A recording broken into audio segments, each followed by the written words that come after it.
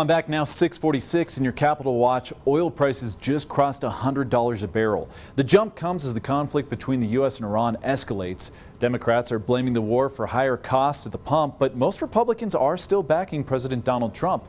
So let's go live to Scripps News Group senior congressional correspondent Nate Reed. And Nate, why are most Republicans standing behind the president, and are they worried these higher prices are going to hurt them when it comes time for the midterms?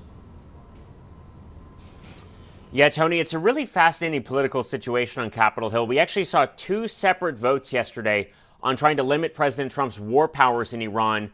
The vote in the Senate failed narrowly. The vote in the House of Representatives passed, but it really passed with mostly Democrats voting in favor of it. Just 4 Republicans crossed party lines to vote with Democrats to try and compel President Trump to end the war with Iran. Now, the vast majority of Republicans that I've spoken with say that they don't want to tie the president's hands behind his back by voting to end the conflict, and that they believe that the conflict will come to a swift conclusion. Now, there's a lot of questions, Tony, obviously, about just how long this thing is going to last. We saw that fragile ceasefire kind of get blown up in the last week or so. The Strait of Hormuz appears to be closed to shipping now, and the problems of the high price of oil just escalating with every passing day.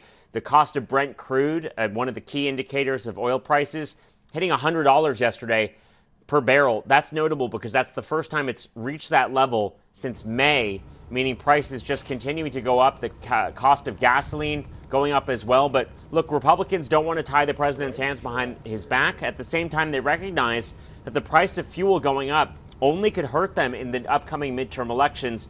Again, a lot of questions, Tony, about whether when Republicans return from their August recess, we could see additional pushback on the president and his administration.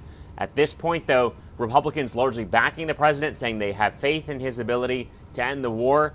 But the war continues to drag on, and there's widespread acknowledgement that if it's still going by the midterm elections, that could be a real political liability for Republicans. Nate, we always appreciate it.